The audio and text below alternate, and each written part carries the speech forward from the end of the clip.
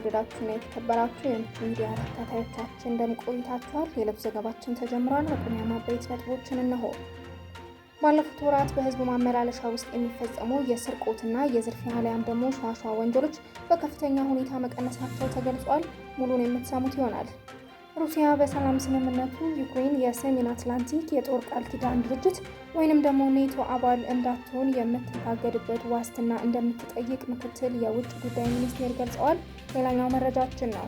የአሜሪካን ማን አለኝበትን እንዳትቀበል ደቡብ አፍሪካ ተቃዋሚዎቿ ተናግረዋል። ሙሉን የምታደምጡት ይሆናል። የተከበራችሁና የተወደዳችሁ የምቹ ሚዲያ ተከታታዮቻችን አብራችሁን ስትቆዩ እነዚህንና ሌሎች የሀገር ውስጥና የባህር ማዶ መረጃዎችን የሚያደምጣሉ። አብሮነታችሁ አይለየን። ባለፉት ወራት በህዝብ ማመላለሻ ውስጥ የሚፈጸሙ የስርቆትና የዝርፊያ አሊያም ሸዋሸዋ ወንጀሎች በከፍተኛ ሁኔታ መቀነሳቸው ተገለጸ። ባለፉት ወራት በህዝብ ማመላለሻ ውስጥ እየተፈጸመ ያለው የስርቆትና የዝርፊያ በተለምዶ ሸዋሸዋ እየተባሉ የሚጠሩት ወንጀሎች በከፍተኛ ሁኔታ መቀነሳቸውን የአዲስ አበባ ፖሊስ ኮሚሽን አስታውቋል። የኮሚኒኬሽኑ የህዝብ ግንኙነት ዳይሬክተር ኮማንደር ማርቆስ ታደሰ ለአህዱ እንደተናገሩት ለወንጀሉ መቀነስ ምክንያት የሆነው የፖሊስ እርምጃዎች ተጠናክረው መቀጠላቸው፣ ከፍተኛ ቁጥጥርና ክትትል በመደረጉ እንዲሁም የህብረተሰቡ ግንዛቤ በመጨመሩ ነው ያሉት። ኮማንደር ማርቆስ አክለውም ወንጀለኞቹ እነዚህን ወንጀሎች ለመፈጸም የተለያዩ የማታለያ ዘዴዎችን የሚጠቀሙ ሲሆን ራሳቸውን እንደ ተራ ተሳፋሪ የተማሩና የሃይማኖት አባቶችን በመምሰል ድርጊቱን ይፈጽማሉ ነው ያሉት። በተጨማሪም ሴቶችን በእነዚህ የወንጀል መረቦች ውስጥ ተሳታፊ ናቸውም ብለዋል። በየጊዜውም የስርቆት ወንጀል መልካቸውን እየቀየሩ መምጣታቸውን በማንሳትም በወንጀሉ የሚሳተፉ ሴቶች ቁጥርን በዛው ልክ እየጨመሩ መምጣታቸውን ያነሱት። ከግል የማስመሰል ስልቶች በተጨማሪ ወንጀለኞቹ የተሽከርካሪዎችን ታርጋ ይቀይሩ ነበር ያሉት ኮማንደር ማርቆስ ታርጋ በማጠፍ እንዲሁም ቀለም በመቀባትና ሌሎች እንዳይነበቡ በማድረግ ለመለየትና ለመያዝ አስቸጋሪ ሆኖ መቆየታቸውንም ነው የተናገሩት። ይሁን እንጂ ፖሊስ እነዚህን እንቅስቃሴዎች ለመከላከል ተከታታይ ጠንካራ ጣልቃ ገብነቶችን መጀመራቸውን በመግለጽ እንደዚህ አይነት ወንጀሎች በብዛት የሚፈጸሙባቸውን ቦታዎች በመለየትና ጥብቅ ቁጥጥር በማድረግ ወንጀሉን የመቀነስ ስራ እየተሰራ እንደሚገኝም አስረድተዋል። በተጨማሪም የተደበቀ ወይም የተቀየሩ ታርጋ ያላቸው ተሽከርካሪዎችን በቅርበት እየተከታተልን ነው ያሉት ኮማንደር ማርቆስ ፖሊስ እነዚህን ስራዎች ከህብረተሰቡ ግንዛቤ ማስጨበጫ ዘመቻዎች ጋር በማጣመር የተለያዩ የመገናኛ ዘዴዎችን በመጠቀም ዜጎች ራሳቸውን እንዴት እንደሚከላከሉና አጠራጣሪ ድርጊቶችን ማሳወቅ የሚችሉበትን በማስተማር ላይ እንደሚገኝም ነው የተናገረው። በወንጀለኞች ላይ ጥብቅ ህጋዊ እርምጃዎችም ሆነ የማስተካከያ እርምጃ እየተወሰደ ነው ሲሉ ኮማንደር ማርቆስም ጨምረው ገልጸዋል። የኛ ምርጥ ጥረታችን በማህበረሰብ ተሳትፎ ክትትልና ቀጥተኛ ጣልቃ ገብነት ከህዝብ ትራንስፖርት ጋር የተያያዘ ስርቆትን በመቀነስ ረገድ ተጨባጭ ውጤቶችንም እያሳየን ነው ያሉት። ይህንን መልካም አዝማሚያ ለማስቀጠል ህብረተሰቡ ነቅቶ እንዲጠብቅና ከህግ አስከባሪ አካላት ጋር ያለውን ትብብርም አጠናክሮ እንዲቀጥል የአዲስ አበባ ፖሊስ አሳስበዋል። የሰላም ስምምነቱ ዩክሬን የኔቶ አባል ከመሆን የሚያግድ መሆን አለበት ሲል ሩሲያ ተናገረች። ሩሲያ በሰላም ስምምነቱ ዩክሬን የሰሜን አትላንቲክ የጦር ቃል ኪዳን ድርጅት አሊያም ደግሞ ኔቶ አባል እንዳትሆን የምትታገድበትን ዋስትና እንደምትጠይቅ ምክትል የውጭ ጉዳይ ሚኒስቴር ገልጸዋል።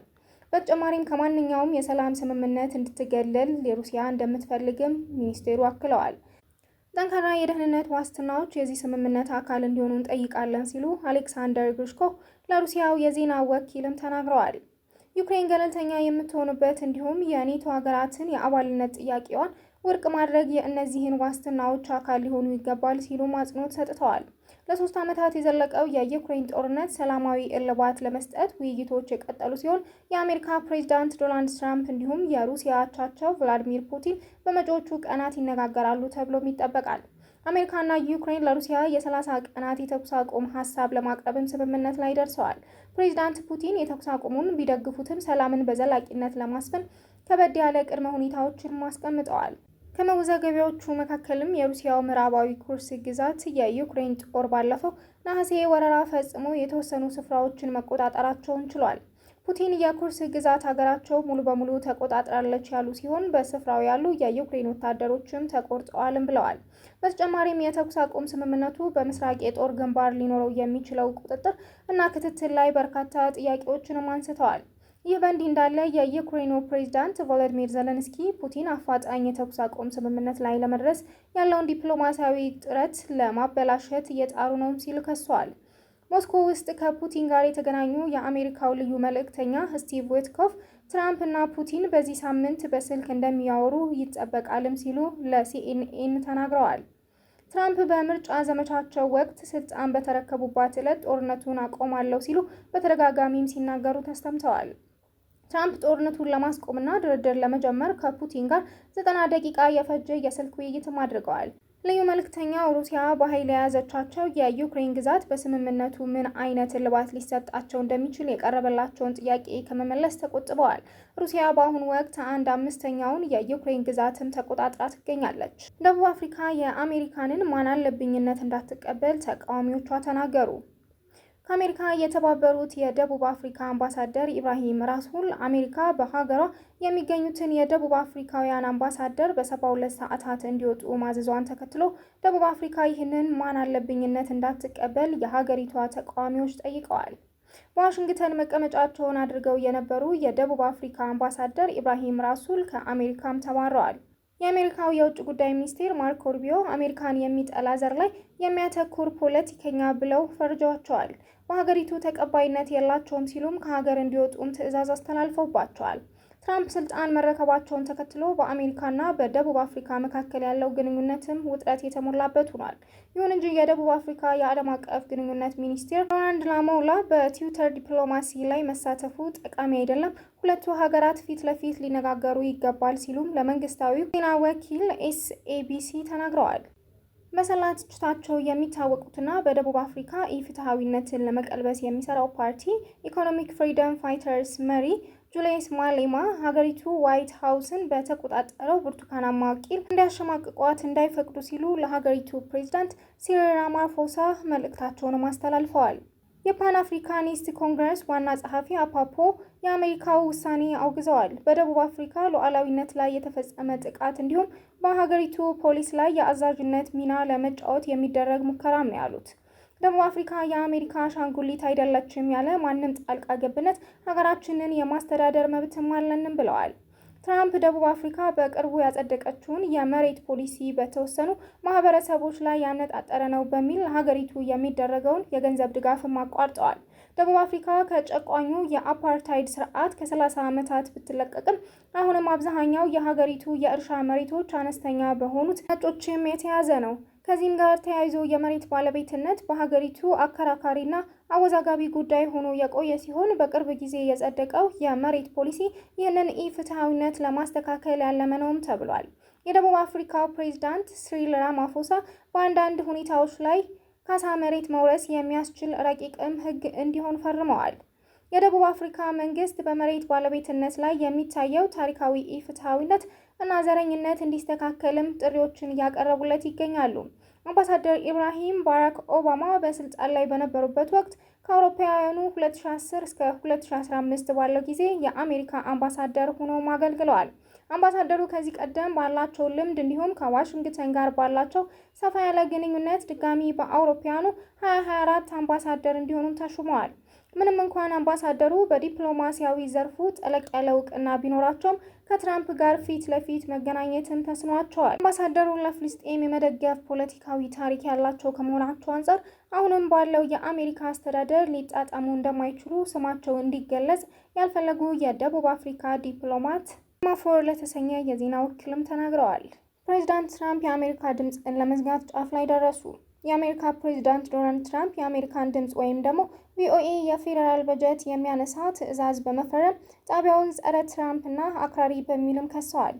በእግዱ ላይ መግለጫ ያወጣው ዋይት ሀውስ ትዕዛዙ ከዚህ በኋላ ግብር ከፋዮች ለአክራሪ ፕሮፓጋንዳ ወጪ እንዳያወጡም ያደርጋል በማለት የቀኝ ዘመቻ ፖለቲከኞችንና የጣቢያው ተቺዎችን ድጋፍም አዋሪ አድርጓል። በሁለተኛው የዓለም ጦርነት የናዚን ፕሮፓጋንዳ ለመቀልበስ የተቋቋመው ቪኦኤ አሁንም ድረስ ዋነኛ የሬዲዮ አገልግሎትም ጣቢያ ነው። ጣቢያው በመላው ዓለም በ100 ሚሊዮን የሚቆጠሩ አድማጮች ተደራሽም እንደሚሆን ነው የተነገረው። የቪኦኤ ዳይሬክተር ማይክ አብራሞዊትስ ራሳቸውና 1300 ሰራተኞች አስተዳደራዊ የስራ እረፍት እንዲወጡ መደረጉንም አስታውቀዋል። ዳይሬክተሩ ትዕዛዙ ቪኦኤ በተለይም የአሜሪካ ተቃዋሚዎች ኢራን፣ ቻይናና ሩሲያ ቢሊዮን ዶላሮችን መድበው ዋሽንግተንን እምነት ለማሳጣት ሐሰተኛ ትርክቶችን በሚፈጥሩበት በአሁኑ ጊዜ ወሳኝ የሆነውን ተልዕኮውን እንዳይወጣ ያደርጋልን ብለዋል። የአሜሪካ ጋዜጠኞች ወኪል የሆነው ብሔራዊ የፕሬስ ክለብ ትዕዛዙ የአሜሪካን የረጅም ጊዜ ነፃና ገለልተኛ ፕሬስ የመመስረት ቁርጠኝነት የሚቀለብስ ነው ብለዋል። በአንድ ጀንበር የዜና ክፍል ገሸሽ የሚደረግ ከሆነ ፕሬስ ነፃነት ስላለበት ሁኔታ ምን ይናገራል ሲልም አክለዋል። ሙሉ አንድ ተቋም ቀስ በቀስ እየፈረሰ ነው። ይህ የሰራተኞች ጉዳይ ብቻ አይደለም። በቪኦኤ የገለልተኛ ጋዜጠኝነት እጣ ፈንታ አደጋ ላይ የሚጥል መሰረታዊ እርምጃ ምንም ነው ያሉት። የፕሬዝዳንቱ ትዕዛዝ የቪኦኤ እናት ኩባንያ በሆነው የአሜሪካ ዓለም አቀፍ ሚዲያ ኤጀንሲ ላይ ያነጣጠረ ሲሆን ኤጀንሲው ለትርፍ ያልተቋቋመና ኮሚኒዝምን ለመከላከል የተመሰረቱ የሬዲዮ ጣቢያዎችንም በገንዘብ ይደግፋል። ትዕዛዙ የስራ ኃላፊዎች አፈጻጸማቸውን እንዲቀንሱ፣ በሕግ የሚጠየቁትን አገልግሎቶችና እንቅስቃሴዎችንም እንደሚገድቡ ይጠየቃል። በአሜሪካ የቢቢሲ አጋር የሆነው ሲቢኤስ የቪኦኤ ሰራተኞች በሰው ኃይል ኃላፊዎች በኩል በኢሜይል ውሳኔው እንዲያውቁት መደረጋቸውንም ነው የዘገበው። የትርፍ ሰዓት ሰራተኞችና ዓለም አቀፍ የኮንትራክት ሰራተኞች ደሞዝ ለመክፈል ገንዘብ የለም መባላቸውንም ምንጮችን ተናግረዋል። ሲቢኤስ የደረሱት የኢሜይል መልእክቶች የገንዘብ ድጋፍ ይደረግላቸው የነበሩ በእስያና አውሮፓ የሚገኙ የሬዲዮ ጣቢያዎች የፌዴራል ድጋፍ እንደተቋረጠ የሚያሳውቁ ናቸው። ቪኦኤ እና በእናት ኩባንያው የሚደገፉ ጣቢያዎች 400 ሚሊዮን አድማጮችን እንደሚያገለግሉም ይናገራሉ።